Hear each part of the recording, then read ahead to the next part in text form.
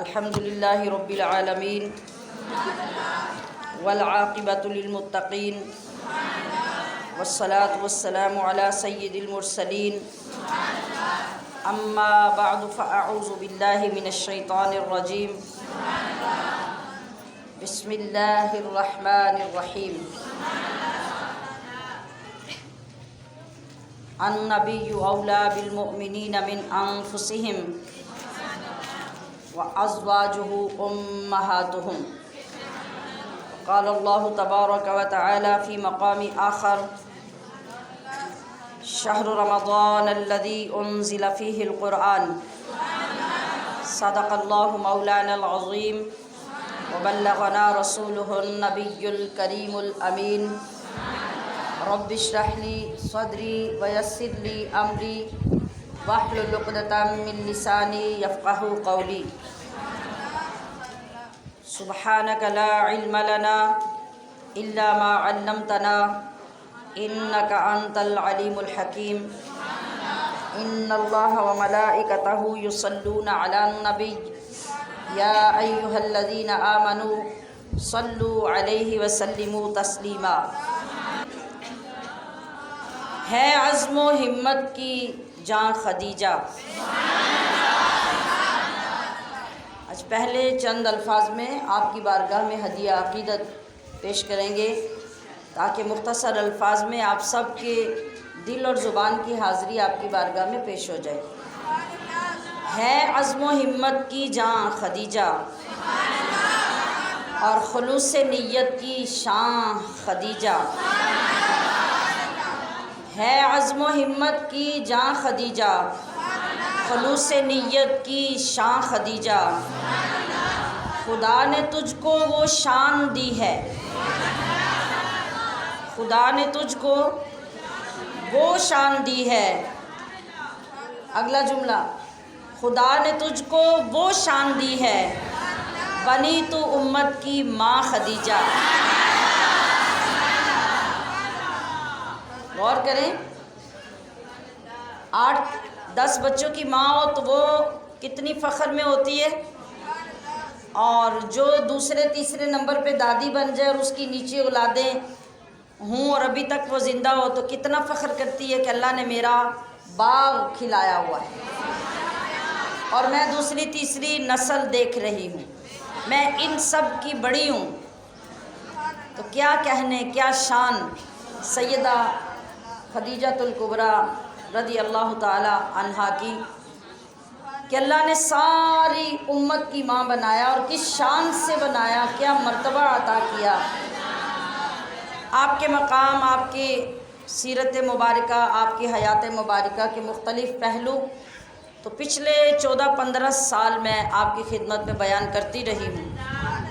آج بھی انہیں سننے کے لیے آپ اپنے چینل سے حضرت سیدہ خدیجہ کا بیان نکال کر سن سکتے ہیں، ان کی شان سننا چاہیں، لیکن چونکہ اب ہمارا سلسلہ آگے قرآن پاک کا ہے، ہم نے اس طرف بڑھنا ہے، اس لیے مختصر حاضری اور عقیدت کے کچھ پھول آپ کی خدمت میں پیش کر کے آگے بڑھیں گے۔ خدا نے تجھ کو وہ شان دی ہے، بنی تو امت کی ماں خدیجہ، اور وفا کی اعلیٰ مثال تم ہو۔ کیسی وفا ہے؟ چاندی، سونا، اناج، غلے، قیمتی چیزیں، درہم، دینار، ہیرے، جواہرات کے لگا کے ڈھیر زمین پہ رکھ دیے، اور پھر ڈھیروں کے ڈھیر اٹھا اٹھا کے لوگوں میں اس طرح تقسیم کیے جیسے کہ گندم کے دانے بھی تقسیم نہیں کرتا۔ یہ کیوں تقسیم کر رہی ہیں؟ یہ اپنے محبوب کا صدقہ اتار رہی ہیں۔ یہ اس خوشی میں سب تقسیم ہو رہا ہے کہ ان کا نکاح کائنات کے والی کے ساتھ ہو گیا۔ ہر چیز حضور کے قدموں پہ رکھ دی، کچھ باقی نہیں رکھا۔ اور پھر وہ وقت آیا جب آپ دنیا سے پردہ فرما گئی تو آپ بات بات پہ حضرت خدیجہ کو یاد کرتے ہیں، بات بات پہ آپ کا ذکر کرتے ہیں۔ کھانا پکتا ہے تو اٹھا کے محلے میں آپ کی سہیلیوں کے گھروں میں بھجوا دیں، بکرا ذبح ہوتا ہے تو گوشت کے حصے کروا کے آپ کی سہیلیوں کے گھر میں بھجوا دیں۔ جب بھی کوئی بات ہوتی ہے حضرت خدیجہ کا ذکر کرتے ہیں تو حضرت عائشہ فرماتی ہیں کہ ہر وقت حضرت خدیجہ کا ذکر سن سن کر مجھے اس قدر رشک ہونے لگا. آخر وہ بھی زوجہ تھی حضور علیہ الصلوۃ والسلام کی. تو حضرت خدیجہ تو اس وقت جب دنیا سے رخصت ہوئی تو 65 سال کی ہو چکی تھی. 40 سال کی عمر تھی جب آپ کا نکاح مبارک حضور صلی اللہ علیہ وسلم کے ساتھ ہوا تھا، اور 25 سال آپ نبی علیہ الصلوۃ والسلام کے ساتھ آپ کے خانہ اقدس میں رہیں. آپ کی حیات میں، آپ کے گھر میں آپ کی شریک سفر رہیں، اور 65 سال کی عمر میں آپ دنیا سے رخصت ہو گئیں. لیکن آپ کی وفائیں، آپ کی محبتیں، آپ کی قربانیاں لازوال ہیں، جو قیامت تک ختم نہیں ہو سکتی. ان کا ذکر ختم نہیں ہو سکتا، ان کی شان کم نہیں ہو سکتی. تو آقا دو عالم صلی اللہ علیہ وسلم ہر وقت جب ان کا ذکر کرتے تو حضرت عائشہ کہتی ہیں کہ میں نے ایک دن اس رشک کی کیفیت میں کہہ دیا کہ یا رسول اللہ، آپ کو اللہ نے ایک جوان بیوی عطا کی ہے، آپ ہر وقت قریش کی اس بوڑھی سرخ بالوں والی عورت کا ذکر کرتے رہتے ہیں. سنیے، حضور نبی اکرم صلی اللہ علیہ وسلم نے ارشاد فرمایا کہ عائشہ، خدیجہ کے معاملے میں مجھے دکھ مت دو کہ میں یہ الفاظ بھی اس کے معاملے میں برداشت نہیں کر سکتا. خدیجہ وہ ہیں کہ جب سارے مکے نے میرا انکار کیا تو خدیجہ سب کے سامنے، یعنی سب کے مقابلے میں کھڑی ہو گئی اور اس نے میرا اقرار کیا. جب سب نے اپنا مال مجھ سے روک لیا تو خدیجہ نے اپنی دولت کے دروازے مجھ پہ کھول دیے. جب سب پیچھے ہٹ رہے تھے اسلام کی وجہ سے تو خدیجہ آگے بڑھ رہی تھی. آج سامعات محترم اگر غور کیا جائے تو جب تقسیم کار لوگ کرتے ہیں بیان کے لیے تو کہتے ہیں کہ بچوں میں حضرت علی پہلے ہیں، غلاموں میں حضرت زید پہلے ہیں، خواتین میں حضرت خدیجہ پہلے ہیں، جوانوں میں حضرت ابوبکر پہلے ہیں. سچی بات یہ ہے کہ سب سے پہلے ہیں ہی حضرت خدیجہ. وجہ کیا ہے؟ وجہ یہ ہے کہ وہ جو غلاموں میں سب سے پہلے ہے، وہ غلام کس کا ہے؟ وہ غلام بھی تو حضرت خدیجہ کا ہے. حضرت خدیجہ نے اس کی پرورش کی ہے، اور حضرت زید نبی کریم صلی اللہ علیہ وسلم کو حضرت خدیجہ نے پیش کیے ہیں. یہ آپ کا غلام ہے. آقا علیہ الصلوۃ والسلام اس غلام سے بہت محبت کرتے ہیں، بڑی شفقتیں فرماتے ہیں. ایک دن حضرت خدیجہ نے دیکھا کہ آقا علیہ الصلوۃ والسلام بڑی شفقت فرما رہے ہیں زید پر اور اس کی تعریف کر رہے ہیں. تو حضرت خدیجہ نے عرض کی، یا رسول اللہ، آپ کی اتنی شفقتیں اس غلام کے اوپر ہیں تو آج سے میں نے یہ غلام بھی آپ کو تحفے میں پیش کر دیا، آپ اس غلام کو بھی قبول فرما لیں.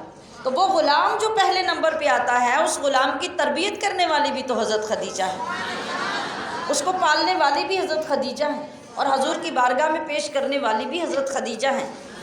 اور حضرت علی المرتضیٰ، حضرت علی المرتضیٰ کو تو نبی علیہ الصلوۃ والسلام جب خود جوان ہوئے اور دیکھا کہ میرے چچا جان حضرت ابو طالب کی اولاد بہت زیادہ ہے، چونکہ پہلے ایک وقت تھا کہ مصطفیٰ حضرت ابو طالب کے گھر میں پرورش پا رہے.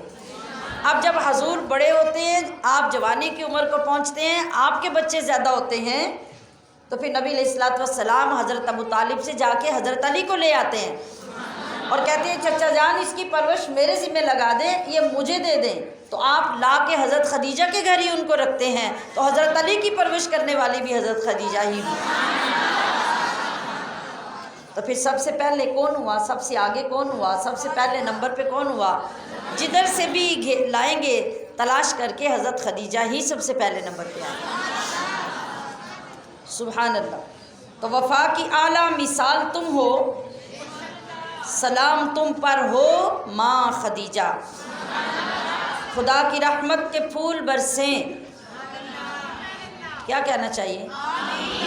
میں نے دعا کی ہے نا، خدا کی رحمت کے پھول برسیں، آمین. ہے تیری تربت جہاں خدیجہ. جنت المالا میں حضرت خدیجۃ الکبریٰ کا مزار ہے. تو ہماری یہ دعا ہے کہ اے کائنات کے مسلمانوں کی ماں، اے سیدہ طیبہ طاہرہ مطہرہ ام المومنین، آپ جس علاقے میں، جس قبرستان میں جلوہ فرما ہے، جہاں آپ کی قبر مبارک ہے، ہماری لمحہ لمحہ وہاں کے لیے دعا ہے۔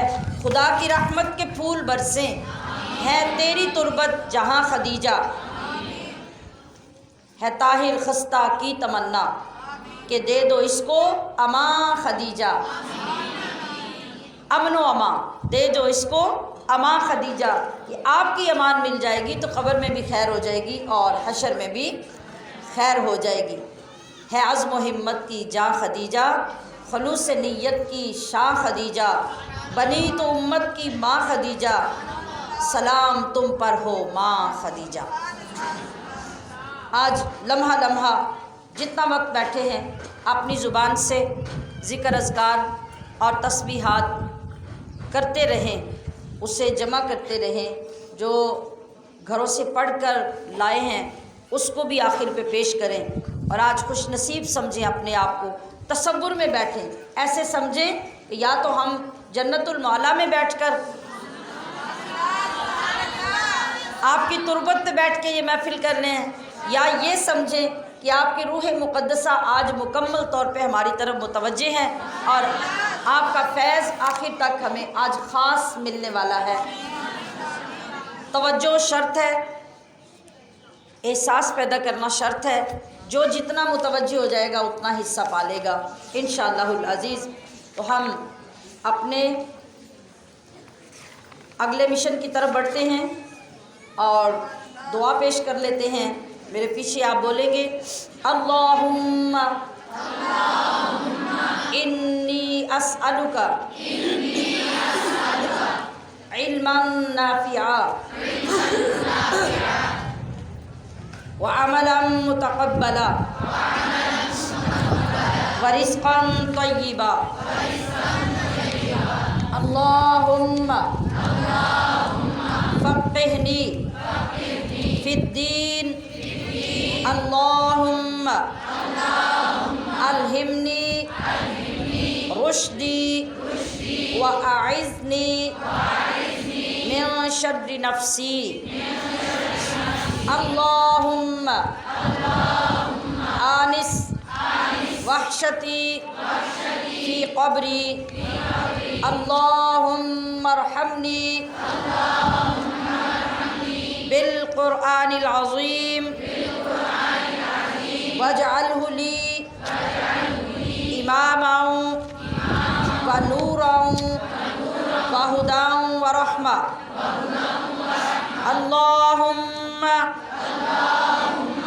ذکرنی منہ ما نسیت وعلمنی منہ ما جہلت وارزقنی تلاوتہ آناء اللیل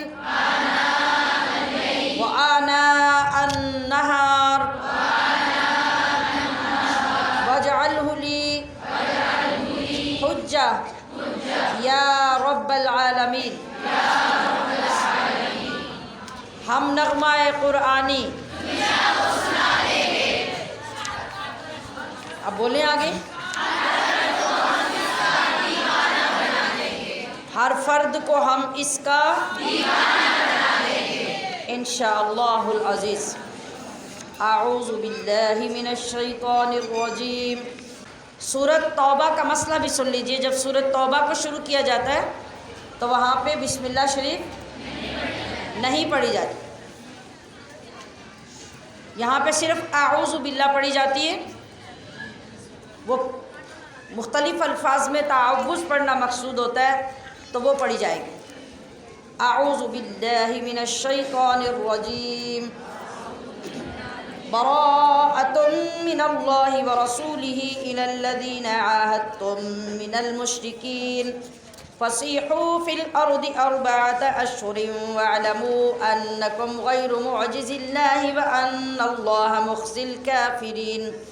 وأذان من الله ورسوله إلى الناس يوم الحج الأكبر أن الله أن الله بريء من المشركين ورسوله فإن تبتم فهو خير لكم وإن توليتم فاعلموا أنكم غير معجز الله وبشر الذين كفروا بعذاب أليم إلا الذين عاهدتم من المشركين ثم لم ينقصوكم شيئا ولم يظاهروا عليكم أحدا فأتموا إليهم عهدهم إلى مدتهم إن الله يحب المتقين فإذا انسلخ الأشهر الحرم فاقتلوا المشركين حيث وجدتموهم وخذوهم واحصروهم واقعدوا لهم كل مرصد وإن تابوا وأقاموا الصلاة وآتوا الزكاة فخلوا سبيلهم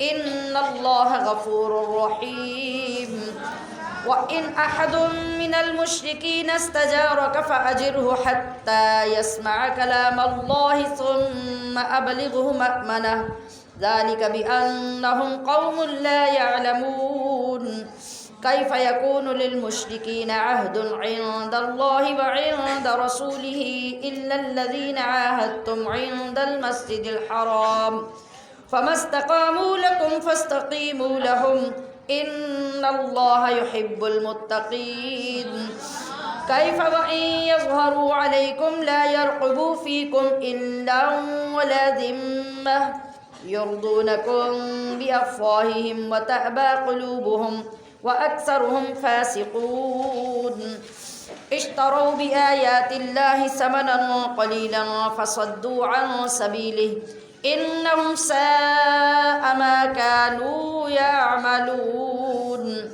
لا يرقبون في مؤمن إلا ولا ذمة وأولئك هم المعتدون فإن تابوا وأقاموا الصلاة وآتوا الزكاة فإخوانكم في الدين ونفصل الآيات لقوم يعلمون وإن نكثوا أيمانهم من بعد عهدهم وطعنوا في دينكم فقاتلوا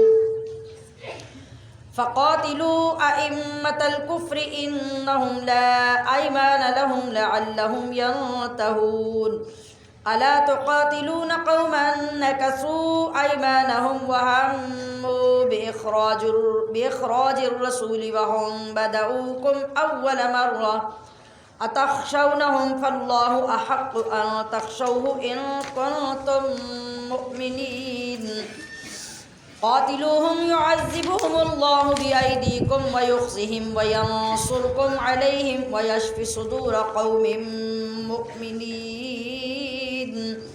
ويذهب غيظ قلوبهم ويتوب الله على من يشاء والله عليم حكيم أم حسبتم أن تتركوا ولما يعلم الله الذين جاهدوا منكم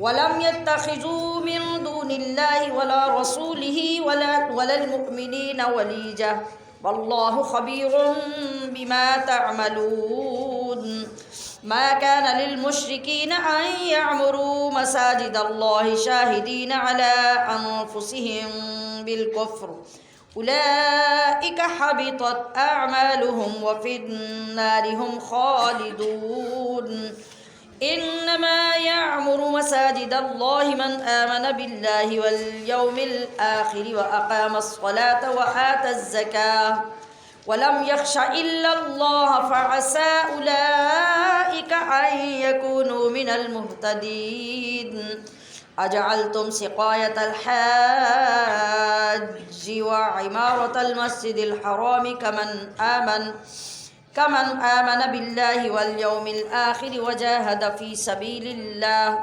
لا يستوون عند الله والله لا يهدي القوم الظالمين الذين آمنوا وهاجروا وجاهدوا في سبيل الله بأموالهم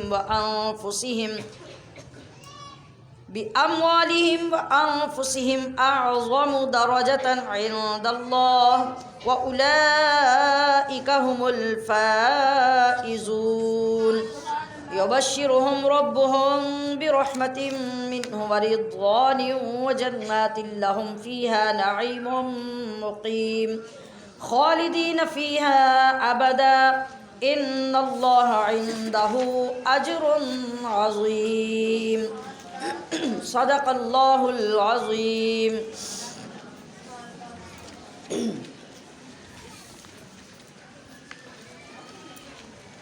جی ترجمہ پڑھیں گے ہم.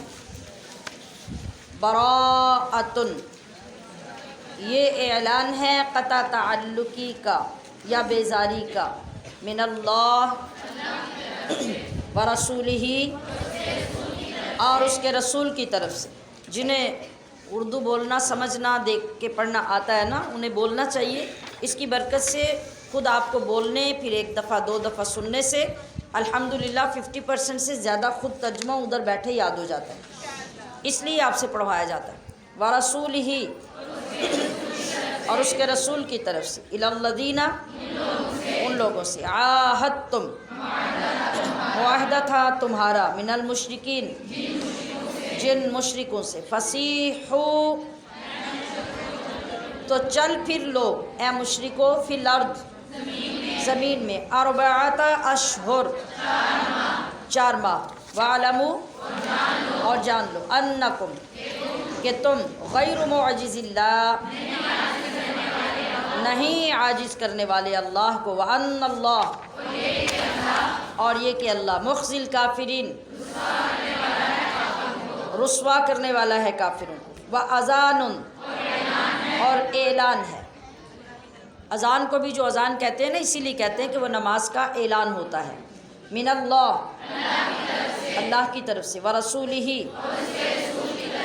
اور اس کے رسول کی طرف سے. الی الناس تمام لوگوں کی طرف. یوم الحج الاکبر حج اکبر کے دن. ان اللہ یہ کہ اللہ بریء من المشرکین مشرکوں سے. ورسول اور اس کا رسول بھی. فَإِن تُبْتُمْ اور اگر اب بھی تم توبہ کرو. فَهُوَ تو وہ خیر لکم تمہارے لیے بہتر ہے. وَإِن تَوَلَّيْتُمْ اور اگر تم منہ پھیرے رہو. فَاعْلَمُوا تو جان لو. أَنَّكُمْ غَيْرُ کہ تم نہیں. معجز اللہ عاجز کرنے والے اللہ کو. وَبَشِّرِ الَّذِينَ كَفَرُوا اور خوشخبری سنا دو کافروں کو. بعذاب علیم دردناک عذاب کی. إِلَّا الَّذِينَ سوائے اس کے. عاہدتم کہ معاہدہ کیا تم نے. من المشرکین جن مشرکوں سے. ثم لم نہ ینقصوکم انہوں نے کمی کی تم سے. شیئا ذرہ بھر. ولم یظاہروا اور نہ مدد کی انہوں نے. علیکم تمہارے خلاف. احدن کسی کی. فاتموا تو تم پورا کرو. الیہم ان سے. عہدہم ان کا معاہدہ. الی مدتہم ان کی مقررہ مدت تک. ان اللہ بے شک اللہ یحب المتقین سبحان اللہ محبت فرماتا ہے اللہ کس سے. متقین سے. اور سارے روزے کی غرض اور وجہ اللہ نے پہلے سے بتا دی کہ یہ روزہ تمہارے لیے اس لیے بھیجا ہے کہ تم متقی بن جاؤ. اور یہ یاد رہے کہ ہمارا سفر اس لیے ہے کہ ہم بولے نا. میرا خیال ہے کہ سب کا ارادہ نہیں ہے. ہم کیا کریں متقی بن جائیں. تو اللہ سرٹیفکیٹ دے رہا ہے کہ اللہ محبت کرتا ہے محبت کرتا ہے متقین سے. فَإِذَا انْسَلَخَ پھر جب گزر جائیں. الاشہر الحرم مہینے حرمت والے. فَقْتُلُوا تو قتل کرو. المشرکین حیث وجدتموہم جہاں انہیں پاؤ. وَخُذُوہم اور انہیں پکڑو. وَاحْصُرُوہم اور قید کرو. وَقَعُدُوا لَهُمْ اور بیٹھو ان کی طاق میں. كُلَّ مَرْصَدٍ ہر گھات کی جگہ، فَإِن تَابُوا، پھر اگر وہ توبہ کر لیں، وَأَقَامُوا الصَّلَاةَ، اور قائم کریں نماز، وَآتَوُا الزَّكَاةَ، اور ادا کریں زکوٰۃ، فَخَلُّوا سَبِيلَهُمْ، تو چھوڑ دو ان کی راہ، اِنَّ اللَّهَ غفور الرحیم، وَإِنْ أَحَدٌ، اور اگر کوئی شخص من المشرکین، مشرکوں میں سے، استجارک،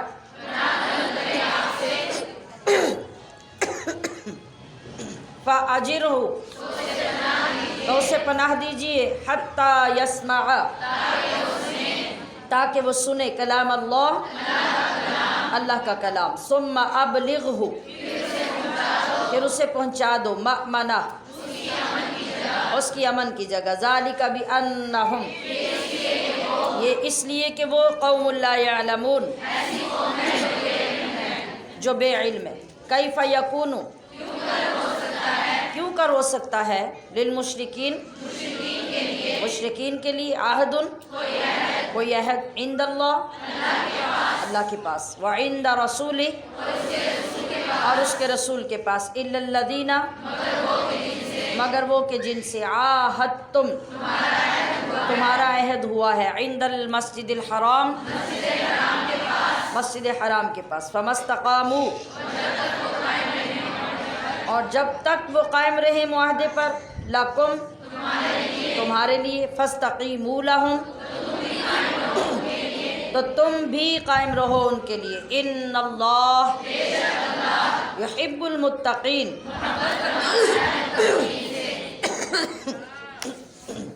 کیف و ان، یعنی وہ تو کافر ہے نا، مشرک ہے، وہ بھلا کیسے قائم رہیں گے؟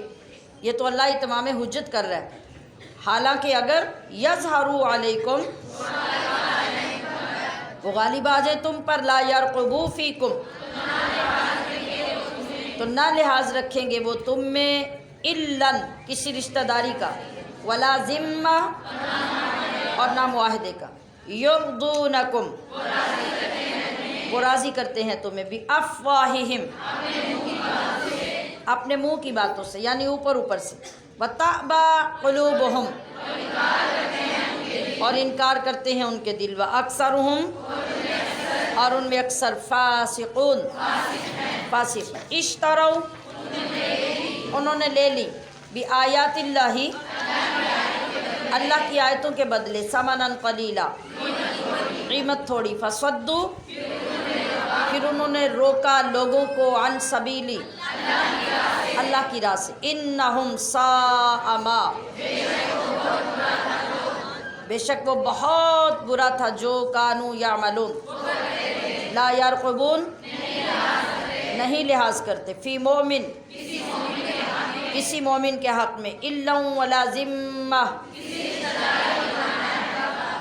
کسی رشتہ داری اور نہ عہد کا، واولئک ہم المعتدون، فإن تابوا وأقاموا الصلاة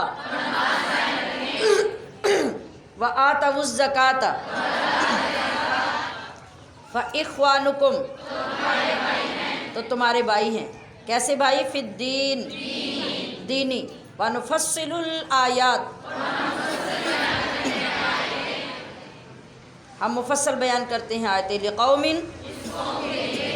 اس قوم کے لیے، یعلمون، جو علم رکھتی ہے، وَإِن نَكَثُوا، اگر وہ توڑیں، أَيْمَانَهُمْ، اپنی قسمیں، مِن بَعْدِ عَهْدِهِمْ، اپنے معاہدہ کرنے کے، وَطَعَنُوا فِي دِينِكُمْ، تمہارے دین میں، فَقَاتِلُوا، تو لڑو، أَئِمَّةَ الْكُفْرِ، کفر کے پیشواؤں سے، انہم، بے شک وہ ایسے ہیں کہ لا ایمان لہم،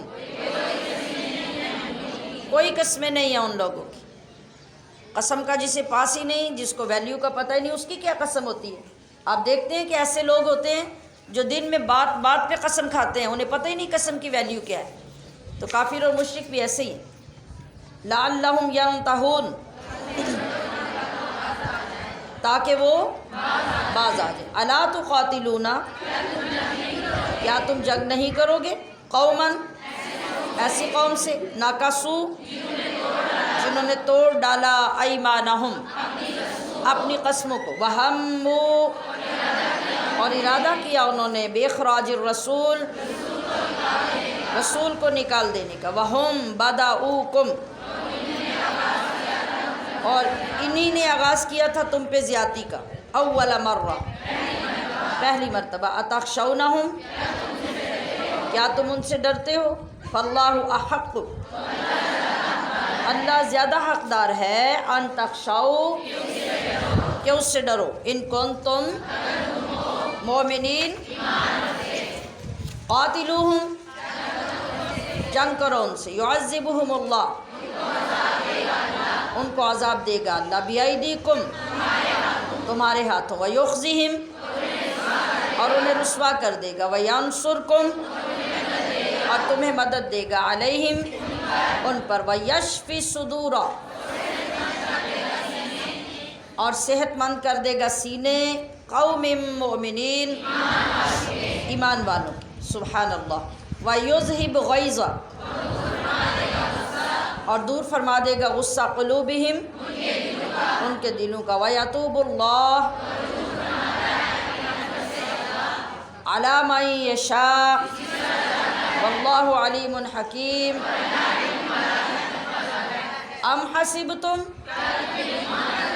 کیا تم یہ گمان کر رہے ہو، ان تترکو، تمہیں اسی طرح چھوڑ دیا جائے گا، ولما، حالانکہ ابھی نہیں، یعلم اللہ،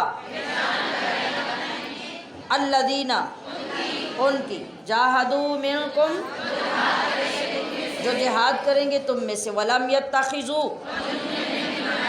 اور جنہوں نے نہیں بنایا، من دون اللہ، ولا رسولہ، ولا المومنین، نہ اللہ کے سوا، نہ اس کے رسول کے سوا، اور نہ ایمان والوں کے سوا، کیا نہیں بنایا؟ ولیجہ، اپنا کوئی رازدار، واللہ خبیر بما تعملون، ما کانا، نہیں حق پہنچتا، للمشرکین، مشرکوں کو، ان یعمروا مساجد اللہ، اللہ کی مسجد، شاہدین، جبکہ یہ گواہ ہے، علی انفسہم، بالکفر، کفر کے، اولئک حبطت اعمالہم، کہ برباد ہیں جن کے اعمال، وفی النار ہم، اور آگ ہی میں یہ لوگ، خالدون، انما یعمر، صرف وہی آباد کر سکتا ہے مساجد اللہ، اللہ کی مسجدوں کو، من آمن باللہ والیوم الآخر واقام الصلاة وآت الزکاة ولم یخشى، اور نہ ڈرا کسی سے، الا اللہ، اللہ کے سوا، فعسا اولئک ان یکونوا من المہتدین. اجعلتم، کیا تم نے ٹھہرا لیا، سقایت الحاج، حاجیوں کے پانی پلانے کو، وعمارہ المسجد الحرام، مسجد حرام کے، کمن آمن باللہ، اس شخص کے برابر جو اللہ پر ایمان لایا، والیوم الآخر، وجاہد فی سبیل اللہ، لا یستوون، ہاں یہ برابری بالکل نہیں ہو سکتی، عند اللہ، اللہ کے نزدیک، واللہ لا یہدی القوم الظالمین الذین آمنوا وہاجروا وجاہدوا فی سبیل اللہ باموالہم وانفسہم اعظم درجہ عند اللہ واولئک ہم الفائزون، کامیاب ہونے والے. یہ ساری کیٹاگریز بتا دی اللہ پاک نے کہ کامیابی کسے کہتے ہیں. یبشرہم ربہم बशारत देता है उनको उनका रब किस बात की, बिरहमतिम मिन्हु व रिदवान, और खुशनुदी की। ज़रा तसव्वुर में लाएं आप क्या पढ़ रहे हैं और कितनी आसानी से आप अल्लाह के दिए हुए किन मकामात पे जा रहे हैं। कल मैंने तसव्वुर बताया था कि यूँ तसव्वुर रखें कि कुरान नबी अलैहिस्सलाम पर जिब्रील ला रहे हैं और मैं उसको सुनकर पढ़ के हुजूर को सुना रही हूँ। अगर भूल गया है तो इस कैफियत को वापस ले आइए। और अब अगला जुमला सुनिए, युबश्शिरुहुम, बशारत देता है उनको रब्बुहुम बिरहमतिम मिन्हु व रिदवान, और खुशनुदी की, अपनी रज़ा की, यानी अल्लाह ऐसे बंदों को अपनी रज़ा नसीब कर देता है। व जन्नातिन लहुम, और जन्नतों की उनके लिए खुशखबरी, फ़ीहा, उन जन्नतों में वो नईमुम मुकीम, दायमी नेमत है, खालिदीन फ़ीहा, रहेंगे वो उनमें अबदा, हमेशा हमेशा। इन्नल्लाह इंदहु अज्रुन अज़ीम, अज़ीम यानी बहुत बड़ा। सुब्हानल्लाह सुब्हानल्लाह।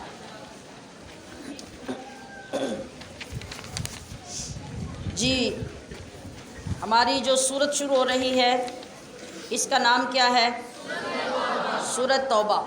अगर सूरत के शुरू से आखिर तक आपने तौबा का तसव्वुर बना लिया और अपने आप को तौबा के लिए तैयार कर लिया तो मुझे यकीन है कि रमज़ान ख़त्म होने से पहले अल्लाह हमें तौबतुन नसूह अता फरमा देगा।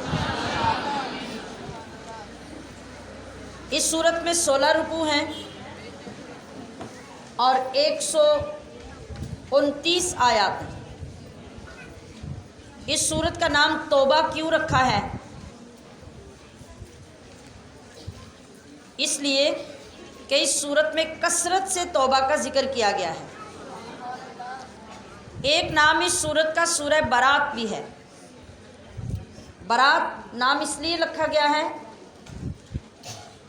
कि बरात का माना होता है बरी ज़िम्मा होना। तो इसकी पहली आयत में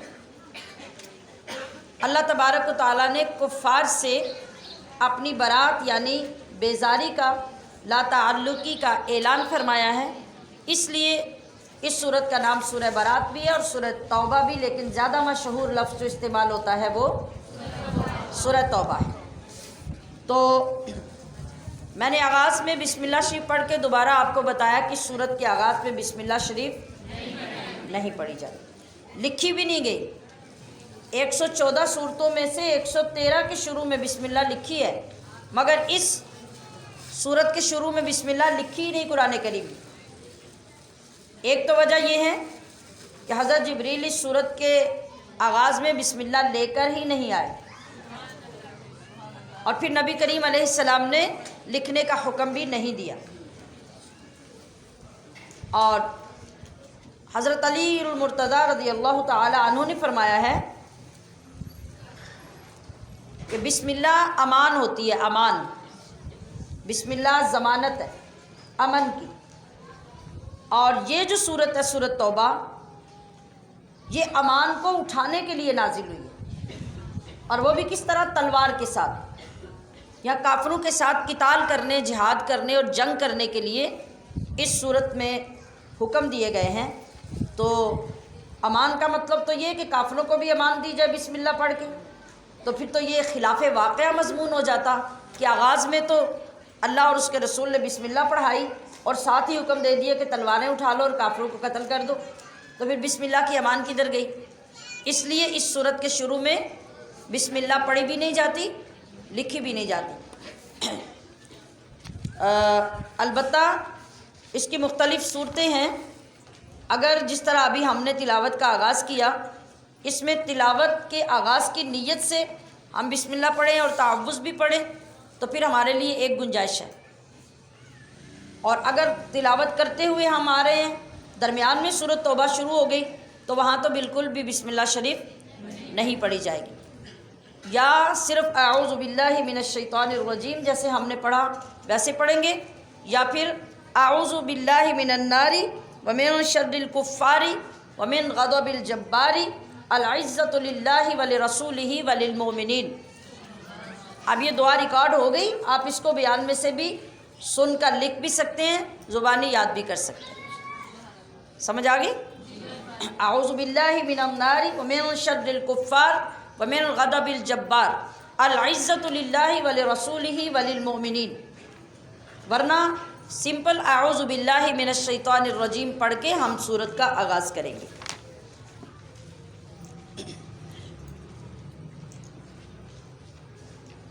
پچھلی تفسیر میں آپ نے سنا تھا کہ کافروں اور مسلمانوں کے درمیان، یہودیوں اور مسلمانوں کے درمیان معاہدہ تھا، اور اللہ پاک نے اپنے محبوب سے فرمایا کہ اگر وہ معاہدہ توڑ دیں تو پھر آپ بھی ان کے معاہدے کو ختم کر دیں، یا اگر معاہدہ کر کے وہ بے ایمانی کریں، آپ خود ان کا معاہدہ توڑ دیں اور ساتھ ان کو اطلاع کر دیں کہ ہم تمہارا معاہدہ توڑ رہے ہیں۔ یعنی یہاں مومن کو جرأت سے کام لینا ہوگا، منافقت نہیں کرنی ہوگی کہ معاہدہ اندر چھپا ہوا چلتا بھی رہے اور ایک دوسرے کی جڑیں بھی کاٹتے رہے، ایسا نہیں ہوگا۔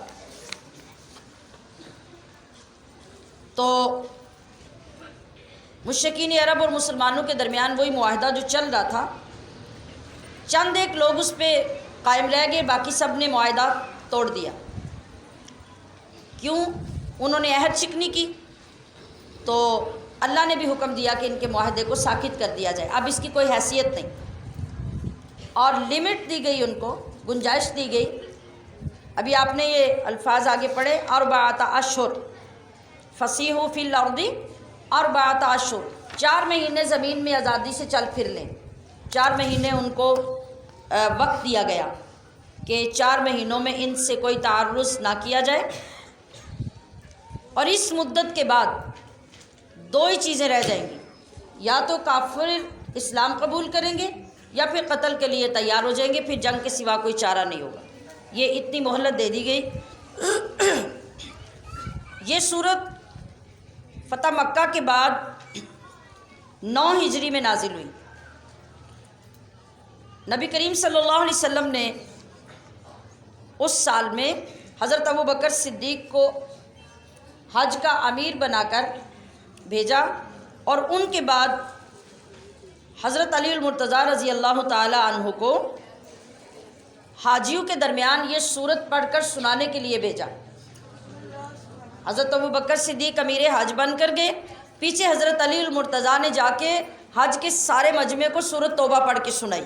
سبحان اللہ۔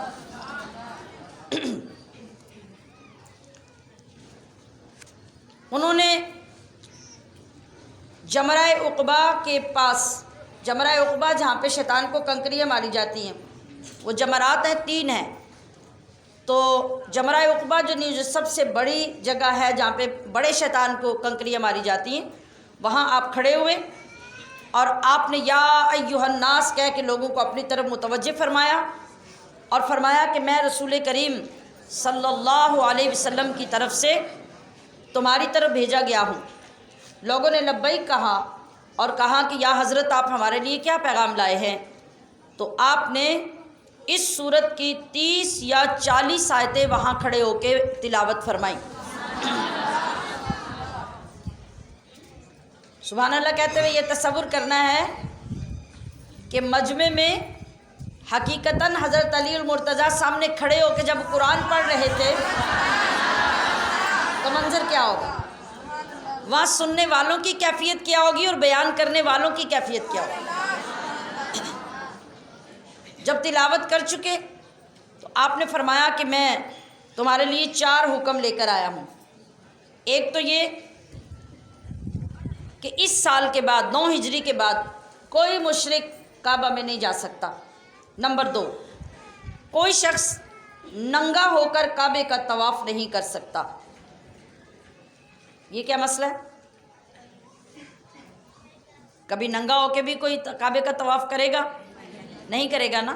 لیکن زمانہ جاہلیت میں لوگ ننگے ہو کے کعبے کا طواف کرتے تھے، سب عورتیں مرد بالکل ننگے ہو کے کعبے کا طواف کرتے تھے۔ اب اللہ کا کروڑوں بار نہیں اربوں بار شکر کیجئے کہ اللہ نے کتنی حیا والا نبی ہمیں عطا فرمایا۔ اور کن خرافات سے نکال کر اللہ کریم نے ہمیں حیا کی کتنی بڑی دولت عطا فرمائی۔ تو اللہ کی طرف سے آرڈر جاری ہو گیا کہ آج کے بعد کوئی ننگا ہو کر کعبے کا طواف نہیں کرے گا۔ نمبر 3، اللہ تبارک و تعالیٰ نے یہ اعلان فرما دیا ہے کہ جنت میں مومن کے سوا کوئی مذہب والا، کوئی مسلک والا داخل نہیں ہو سکے گا۔ اور چوتھی بات، جس کا رسول کریم صلی اللہ علیہ وسلم کے ساتھ عہد ہے وہ عہد اپنی مدت تک قائم رہے گا، اور جن کا عہد بغیر مدت کے ہے ان کے لیے 4 ماہ کی مدت باقی ہے۔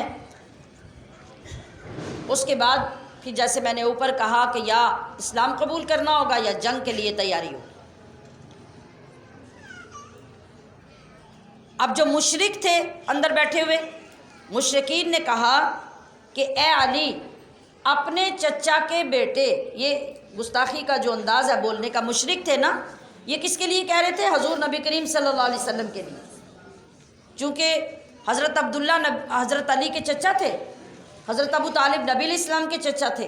تو کہا کہ تم اپنے چچا کے بیٹے کو جا کے خبر دے دو کہ ہم نے وہ عہد ختم کر دیا، ہمیں اس عہد کی کوئی پرواہ نہیں۔ یہ مشرکین نے کہا۔ اب ہمارے اور ان کے درمیان تلواروں، تیغوں اور نیزہ بازی کے علاوہ اور کوئی عہد نہیں۔ کیا مطلب؟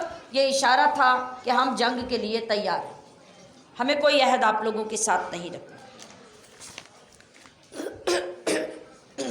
اللہ پاک نے ارشاد فرمایا کہ فسیحوا فی الارض 4 اشہر، اے مشرکو تم 4 مہینے تک زمین میں امن امان کے ساتھ چلو پھرو، پھر اس کے بعد تمہاری امان ختم ہو جائے گی، پھر تمہیں کوئی امان نہیں۔ اور یہ بھی اگلی بات اللہ نے کیا فرمائی کہ اس کو ہلکا مت لینا، اس کو ہلکا مت لینا، بلکہ وَاعْلَمُوا أَنَّكُمْ غَيْرُ مُعْجِزِ اللَّهِ، تم اللہ کو تھکا نہیں سکتے، تم اللہ کو عاجز نہیں کر سکتے۔ وَأَنَّ اللَّهَ مُخْزِي الْكَافِرِينَ، اللہ فیصلہ فرما چکا ہے کہ وہ کافروں کو ذلیل و رسوا کرے گا اور اس کو کوئی روک نہیں سکتا۔ وَأَذَانٌ مِّنَ اللَّهِ وَرَسُولِهِ إِلَى النَّاسِ يَوْمَ الْحَجِّ الْأَكْبَرِ، حضرت حسن رضی اللہ تعالیٰ عنہ اس کی تفسیر بیان کرتے ہیں کہ جس سال حضرت ابوبکر صدیق نے حج کیا تھا اور اس میں مشرک مسلمان سب اکٹھے تھے، یہی جس کا ذکر ہو رہا ہے، تو چونکہ ہر طرح کے سب لوگ وہاں پہ جمع تھے، اس لیے اس حج کو حج اکبر کہا گیا۔ یہ ابھی جو میں نے الفاظ پڑھے ہیں، یوم الحج الاکبر۔ امام عبداللہ بن احمد نصفی یوں تفسیر بیان کرتے ہیں کہ اس یوم سے مراد عرفہ کا دن ہے، یعنی 9 ذی الحج کا، جس دن حج ہوتا ہے، یا انہوں نے کہا کہ اس سے مراد یعنی حج اکبر سے مراد یوم نحر ہے۔ نحر کا مطلب جس دن قربانی ہوتی ہے، 10 ذی الحج، اور جس دن سر منڈائے جاتے ہیں، شیطانوں کو کنکر مارے جاتے ہیں۔ اور حج کو حج اکبر قرآن نے کیوں کہا؟ آج ہم لوگ حج کے علاوہ جب جاتے ہیں نا مکہ میں، تو اس زیارت کو اور اس عمل کو کہتے ہیں عمرہ کرنا۔ کیا کہتے ہیں؟ عمرہ کرنا۔ لیکن اس دور میں عمرے کے لیے جو اصطلاح استعمال ہوتی تھی وہ حج اصغر کی ہوتی تھی، تو اس لیے یہاں ڈکلیئر کیا گیا کہ ان لوگوں کا وہاں جو اجتماع تھا وہ حج اصغر نہیں تھا بلکہ حج اکبر تھا۔ جو 9 ذی الحج کو آج بھی حج کیا جاتا ہے اس کو حج اکبر کہتے ہیں، اور جو عمرہ ہے اس کو حج اصغر۔ اب مختلف زمانوں میں حج اکبر کی اصطلاح مختلف ہوتی رہی، اور مختلف علاقوں میں بھی آج بھی حج اکبر کی اصطلاح مختلف ہے۔ ہمارے ہاں لوگ حج اکبر یا اکبری حج کس کو کہتے ہیں بھلا؟ ہاں، جمعے کے دن جو حج بائی چانس جمعہ کے دن آ جائے تو لوگ کہتے ہیں کہ اب ہمیں اکبری حج نصیب ہوا۔ یہ حج اکبر ہی ہے جو ہم اردو میں اپنے لہجے کے مطابق اس کو اکبری حج کہتے ہیں۔ شریعت میں کوئی اسپیشلی صراحت کے ساتھ جمعے کے دن کو حج اکبر نہیں کہا گیا۔ ہاں، بعض رواج، بعض عادات اور بعض علاقوں کی اصطلاح کی وجہ سے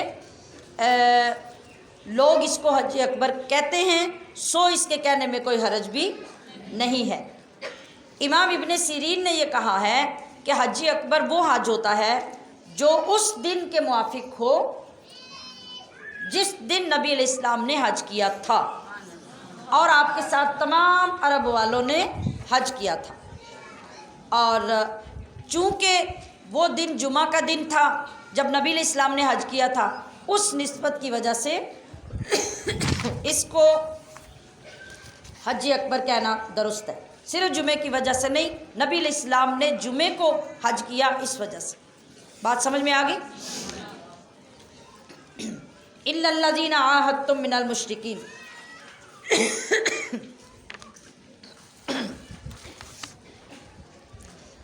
مگر وہ مشرکین جن سے تمہارا معاہدہ تھا، پھر انہوں نے تمہارے معاہدے میں کوئی کمی نہیں کی، نہ تمہارے مقابلے میں کسی کی مدد کی۔ یہاں یہ بتا دیا گیا نا کہ 4 مہینے تک کافروں سے ہر قسم کے معاہدے برقرار رہیں گے، اس کے بعد جس کے معاہدے کی مدت تھی وہاں تک جائے گا، جس کی کوئی مدت نہیں تھی اس سے معاہدہ ختم ہو جائے گا۔ تو بنی زمرہ کے جو لوگ تھے، جو بنی کنانہ کا ایک چھوٹا قبیلہ تھا، ان کے ساتھ معاہدے کی کوئی مدت نہیں تھی، لہٰذا اس اعلان کے بعد 9 مہینے تک ان کا معاہدہ قائم رہا۔ باقی جن لوگوں کی مدت معین نہیں تھی، 4 مہینے کے بعد ان کا معاہدہ ختم ہو گیا۔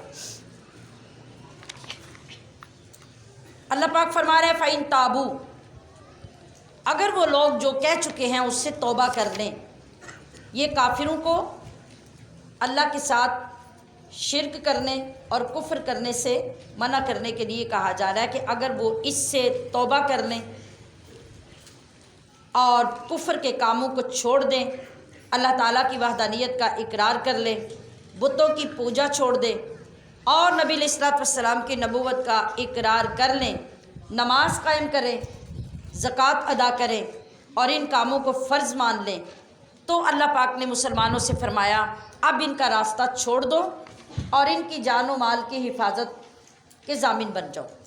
جو بندہ توبہ کر لیتا ہے، میں نے بھی آغاز میں کہا کہ اللہ کرے کہ ہمیں بھی ایسی توبہ نصیب ہو۔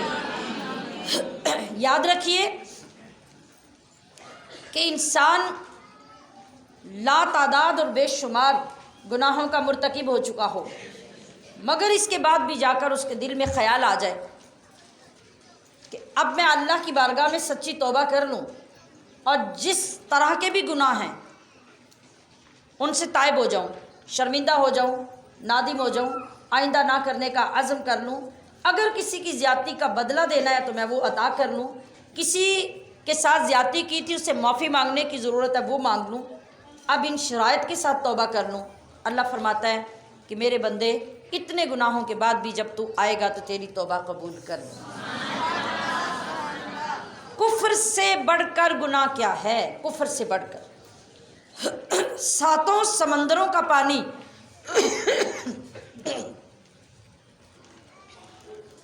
اس بندے کے گناہ دھونے کے لیے خرچ کر دیا جائے جو کافر اور مشرک ہے، وہ پاک نہیں ہو سکتا۔ سچی توبہ کے ساتھ ایک مرتبہ اشہد ان لا الہ الا اللہ و اشہد ان محمدً عبدہ و رسولہ پڑھ لیتا ہے تو رب ذوالجلال اس کے سارے گناہ معاف کر کے اس کو پاک کر دیتا ہے، اس کو پاک کر دیتا ہے۔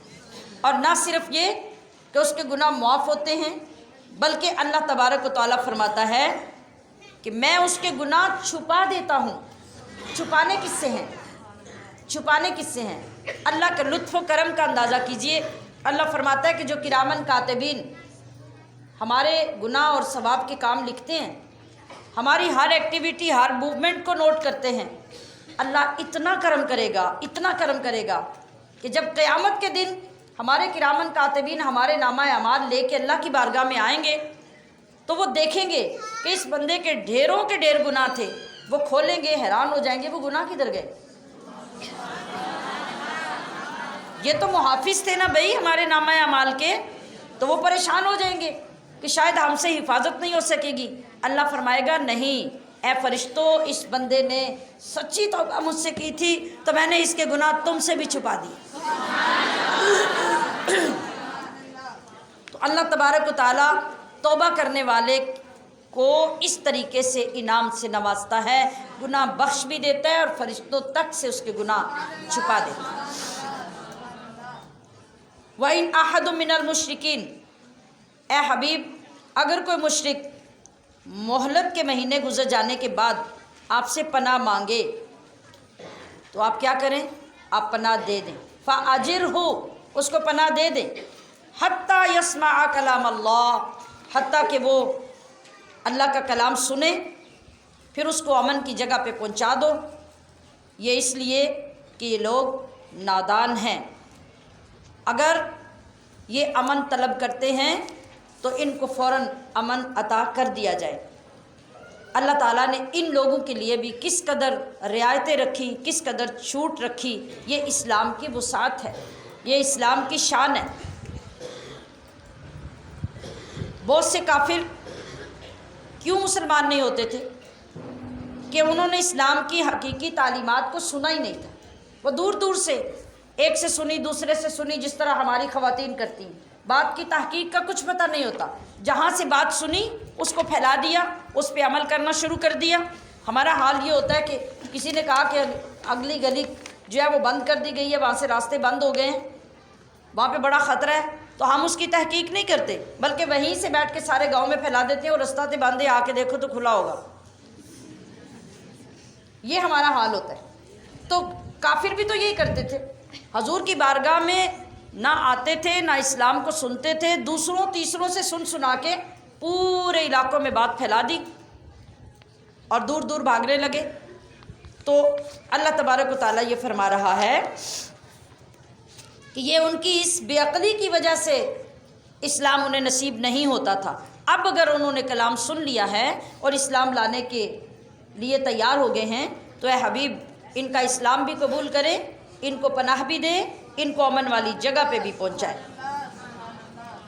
تو پتہ کیا چلا، آج ہماری ذمہ داری بھی یہ ہے کہ اگر کوئی بد مذہب بندہ ایمان کی طرف آگے بڑھنے لگتا ہے، اسلام کے اندر دلچسپی لیتا ہے، تو ہمیں چاہیے کہ ہر طریقے سے اس کو وہ مواد پرووائڈ کرے جس کی وجہ سے وہ اسلام کی حقانیت کو جان سکتا ہے۔ جو غلط فہمی کا شکار ہو چکا ہے، ہمیں چاہیے کہ اس کی غلط فہمی علم کے ذریعے سے، قرآن و حدیث کے ذریعے سے، یا اپنے مستند علماء کے پاس پہنچا کر اس کی غلط فہمی کو دور کر کے اس کے لیے موقع مہیا کریں تاکہ وہ آسانی سے دین کے قریب آ کر دین کو قبول کر سکے۔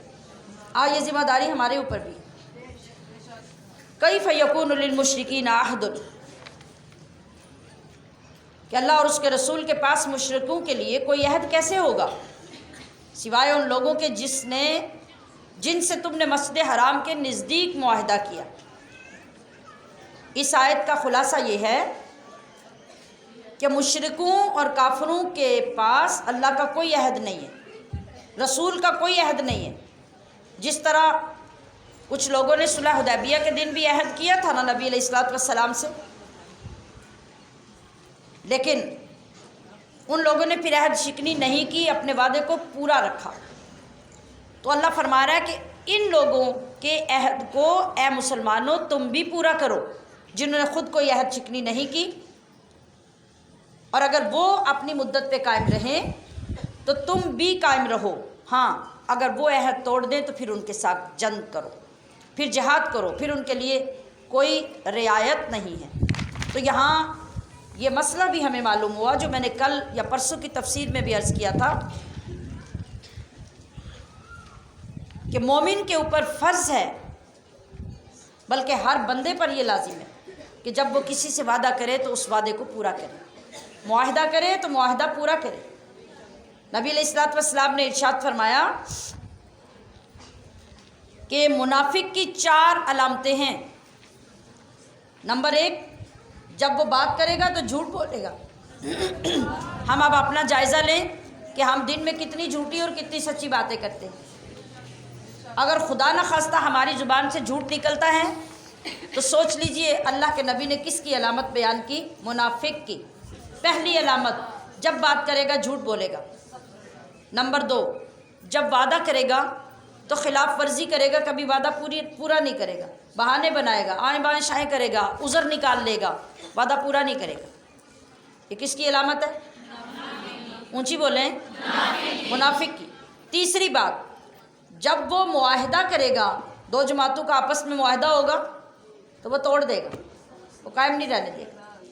چوتھی بات، جب بھی کسی سے جھگڑا ہو جائے، یہ ذرا جائزہ لینا ہے اپنا اپنا اس بات پہ، جب بھی کسی سے جھگڑا ہو جائے، بھی جھگڑا تو ہو جاتا ہے نا، لیکن یاد رکھیے کہ عداوت کے بھی کچھ اصول ہوا کرتے ہیں۔ ہمارے کتنے لوگ ہیں جو ان میں سے کسی اصول کو نہیں جانتے؟ لڑائی ہو گئی، کسی سے جھگڑا ہو گیا، گھروں میں بھی ہو جاتا ہے، محلے میں ہو جاتا ہے، برادری میں ہو جاتا ہے، لیکن وہاں کے لیے بھی اللہ اور اس کے رسول نے ہمیں اصول و قواعد بتائے۔ فحش گفتگو، بے حیائی کی بات، کسی کی ذات پہ حملہ کرنا، کسی کو ڈی گریڈ کرنا، یہ چیزیں اسلام نے اس وقت بھی ہمیں اجازت نہیں دی۔ تو ہمیں کیا فرمایا جا رہا ہے کہ یہ علامتیں یاد کر لو۔ جو بندہ جھگڑا کرتے ہوئے فحش گالیاں دیتا ہے وہ بندہ منافق ہے، وہ مومن نہیں ہے۔ ہمارے لیے آسان ہو گیا اپنے آپ کو بھی پہچاننا کہ اگر ہماری بھی یہی عادت ہے، اور اللہ ماشاء اللہ یہ کس کی عادت نہیں ہے، تھوڑی سی دشمنی، مخالفت، لڑائی ہونے کی دیر ہے، ہم 7ویں دادے تک گالیاں اٹھا کے لاتے ہیں اور 7ویں پوتے تک جا کے ختم کرتے ہیں۔ کوئی بات خاندان کی معلوم ہو تو ہم وہ چھوڑتے نہیں جس کو سر عام لوگوں کے درمیان بیان نہ کریں۔ یہ کتنی بڑی جہالت ہے اور اسلام کتنی بڑی رحمت ہے۔ وہاں پر بھی آپ کا اختلاف رائے ہے، جھگڑا ہے، تنازع ہے، کچھ بھی ہے، وہاں کے بھی آداب ہیں۔ اپنے آپ کو کنٹرول میں رکھیں، ایسا نہ ہو کہ کئی منافقوں کی فہرست میں شامل ہو جائیں۔ اور اللہ فرما رہے ہیں کہ بھلا کیوں کر یہ عہد پورا کریں گے؟ مشرکوں کی تو یہ فطرت ہی نہیں ہے۔ ان کا حال تو یہ ہے کہ اگر یہ تم پہ قابو پائے، یعنی غالب آ جائیں اور تم مغلوب ہو جاؤ، تم پکڑے جاؤ، تو یہ تو ایسے بدبخت لوگ ہیں کہ یہ تو رشتہ داری کا بھی خیال نہیں کریں گے۔ اللَّوْمَ وَلَا ذِمَّہ، نہ عہد کی پاسداری کریں گے، نہ رشتہ داری کی پاسداری کریں گے، بالکل انہیں کسی چیز کا پاس نہیں ہوگا، اس لیے کہ یہ لوگ ایسے ہیں یردونکم بافواہہم، یہ اوپر اوپر سے اپنے منہ کی باتیں کرتے ہیں اور چاپلوسیاں کر کے تمہیں راضی کرنا چاہتے ہیں، اندر سے نہ یہ تمہارے دین کو قبول کرتے ہیں اور نہ اس کو ماننے کے لیے تیار ہیں۔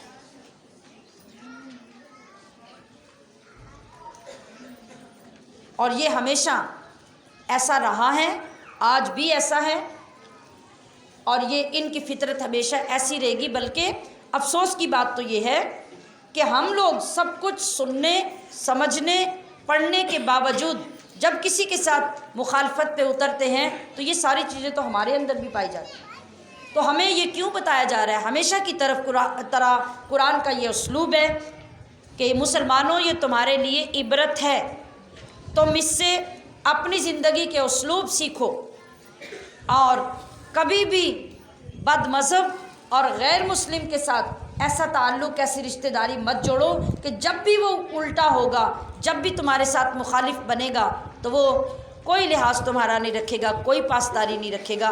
لہٰذا نہ تو تم ایسے لوگوں کے ساتھ دوستی کرو، نہ تعلق بناؤ، اور نہ آپس میں اختلاف ہونے پر کافروں اور مشرکوں کا طریقہ اختیار کرو۔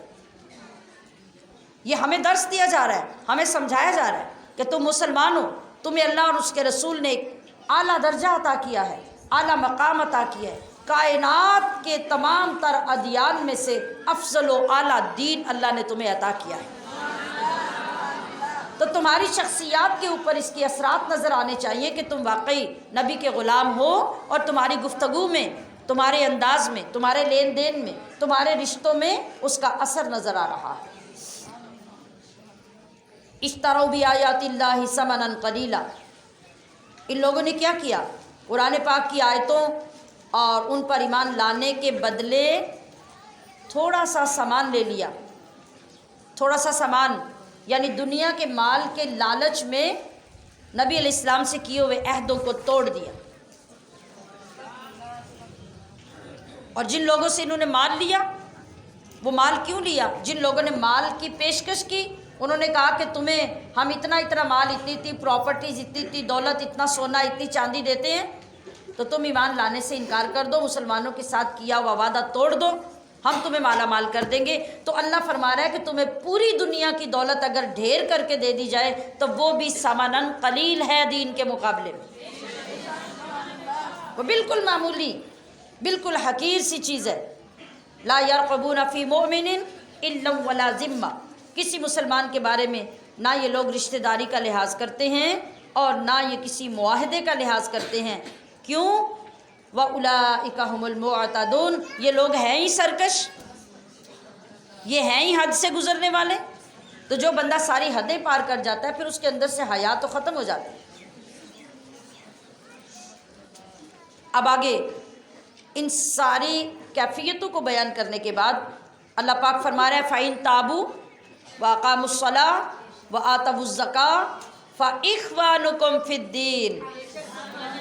کتنی اعلیٰ ظرفی مسلمان کو دی جا رہی ہے کہ اے مسلمانوں، کبھی ان کے ساتھ اپنی ذاتی دشمنی نہ رکھنا، یہ مت سمجھنا کہ تمہیں پرسنلی کوئی ان کے ساتھ عداوت ہے، اور دین کی دشمنی کو ذاتی دشمنی میں کنورٹ بھی مت کرنا، بلکہ اگر یہ لوگ توبہ کر لیں، اگر یہ لوگ نمازی بن جائیں، اگر یہ لوگ دین کے قاعدے کے مطابق زکوٰۃ دینے لگ جائیں، تو کتنا بڑا ٹائٹل دے دیا قرآن نے، کہا فَإِخْوَانُكُمْ فِي الدِّينِ، پھر یہ تمہارے دینی بھائی بن گئے۔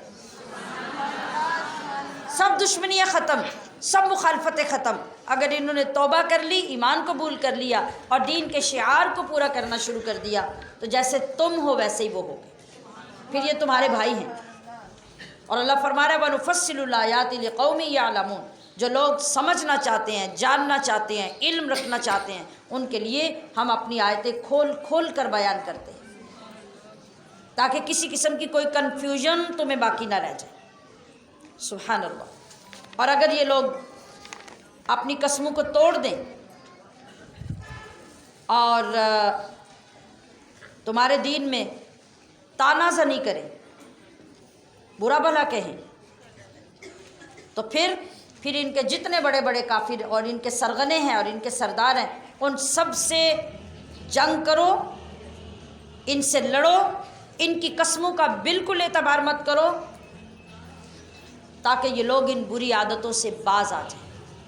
اگر باز آ جائیں گے تو پھر حکم لوٹ آئے گا کہ پھر ان کو معاف کر دو، پھر ان کے دین کو مانو۔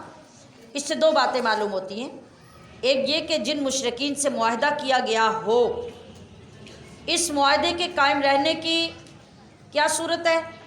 ایک صورت یہ ہے کہ وہ ہمارے دین پر اعلانیہ تانا زنی نہ کریں، دین کی مخالفت نہ کریں، لوگوں کے درمیان میں بیٹھ کے کنفیوژن نہ پھیلائیں، اور اگر وہ اللہ اور اس کے رسول کی شان میں یا قرآن سے متعلق کسی گستاخی کے مرتکب ہوں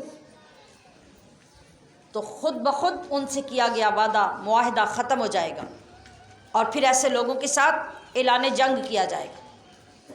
یہ ان کے بارے میں اللہ پاک نے صاف بیان کر دیا۔